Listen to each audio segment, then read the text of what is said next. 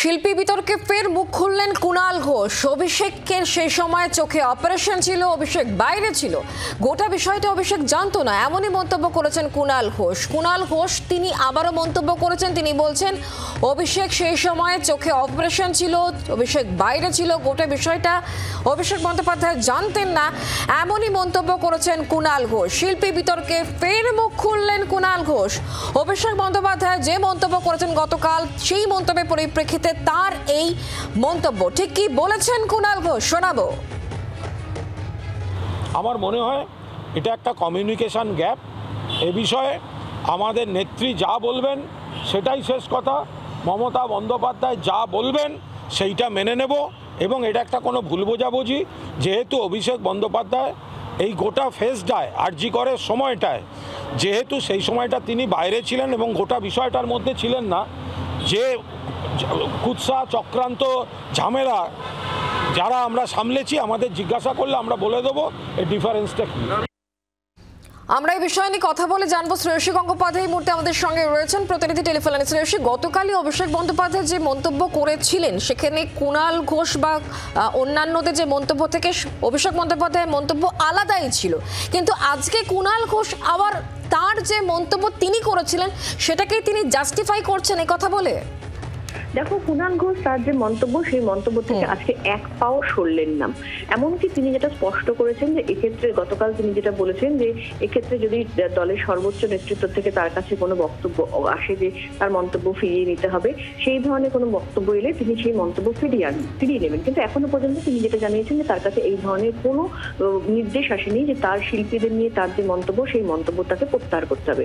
বরঞ্চ আজকে তিনি যেটা বলছেন যে তিনি একজন দলের সাধারণ কর্মী হিসেবে তিনি এই কথা বলেছেন, যেখানে তার মনে হয়েছে যে সেই সময় সব শিল্পীদের বয়কট করা বা সব শিল্পীদের সেক্ষেত্রে প্রোগ্রামে না ডাকা, সেই কথা তিনি কখনোই বলেননি। বরঞ্চ যে সমস্ত ব্যক্তিরা যারা মমতা বন্দ্যোপাধ্যায় আরজি করের যে ঘটনা, সেই ঘটনার প্রতিবাদ যেরকম তৃণমূল কংগ্রেস করেছে, যেরকম মমতা বন্দ্যোপাধ্যায় রাস্তায় হেঁটে তার প্রতিবাদ করেছেন, কিন্তু তারপরেও সেক্ষেত্রে যে সমস্ত ব্যক্তিরা মমতা বন্দ্যোপাধ্যায়কে ব্যক্তিগতভাবে আক্রমণ করেছিলেন, বিভিন্ন শব্দ যেমন চটি মারো তালে তালে বা গালে গালে, এছাড়া চটি চাটা, এই ধরনের নানান ধরনের যে বক্তব্যগুলো মমতা বন্দ্যোপাধ্যায়ের বিরুদ্ধে দিয়েছিলেন, তাদের ক্ষেত্রে কিন্তু যাতে কোনো তৃণমূল কর্মীদের কোনো প্রোগ্রামে তাদেরকে না ডাকা হয়, সেই বক্তব্য তিনি বলেছিলেন। ফলে একজন সাধারণ সৈনিক হিসেবে তার সেই বক্তব্যের জায়গা থেকে তিনি কোনোভাবেই সরছেন না, এমনটা তিনি স্পষ্ট করেছেন।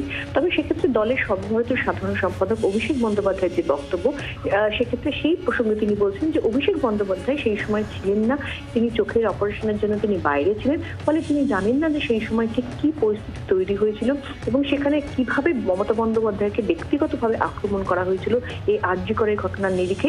সেই জায়গা থেকে দাঁড়িয়ে কোনো একটা ভুল বোঝাবুঝির জায়গা তৈরি হয়েছে এবং সেক্ষেত্রে তার কাছ থেকে জানতে চাওয়া হলে তিনি গোটা বিষয়টা তাকে বলবেন, অর্থাৎ কুণাল ঘোষ অভিষেক বন্দ্যোপাধ্যায়কে জানাবেন। কিন্তু এক্ষেত্রে তিনি স্পষ্ট করছেন যে তার যে বক্তব্য, অর্থাৎ এই সমস্ত শিল্পীরা যারা মমতা বন্দ্যোপাধ্যায়ের ক্ষেত্রে ব্যক্তিগত আক্রমণের দিকে গিয়েছিলেন, তাদেরকে যেন কোনো তৃণমূলের প্রোগ্রামে যেন কোনো ডাকা না হয়, তৃণমূল কংগ্রেসের কোনো নেতার আয়োজিত কোনো প্রোগ্রামে যেন না ডাকা হয়, সেই বিষয়টাতে তিনি এখনো পর্যন্ত অনড়ে রয়েছেন। ধন্যবাদ শ্রেয়সী। অভিষেক বন্দ্যোপাধ্যায় গতকাল ঠিক কি বলেছিলেন এই বিষয়ে শোনাবো। কে কোথায় রাস্তায় নেমে কিভাবে প্রতিবাদ করবে সেটা যেমন তার এখতিয়ার, তার স্বাধীনতা, কে কার সাথে কথা বলবে, কোথায় কাকে দিয়ে গান গাওয়াবে, কোন প্রোগ্রামে কে যাবে, সেটা সেই কমিটির এখতিয়ার। আমি জোর জবরদস্তি কারোর মাথায় কিছু চাপিয়ে দিতে চাই না। স্বাধীনতা সবার আছে, যেমন একজনের রাস্তায় নেমে প্রতিবাদ করার স্বাধীনতা আছে, কেউ যদি একটা প্রোগ্রাম করে কাউকে আনতে চায় তার স্বাধীনতা রয়েছে। এটাকে সেভাবে দেখা, সেই দৃষ্টিভঙ্গি থেকে দেখা একদমই ঠিক নয়। আমরা সবার স্বাধীনতায় বিশ্বাস করি। প্রতিবাদ কেন করবে না, এটাই বাংলার সাথে উত্তরপ্রদেশের পার্থক্য। বাংলার আওয়াজ, বাঙালির আবেগ, জি 24 ঘন্টা।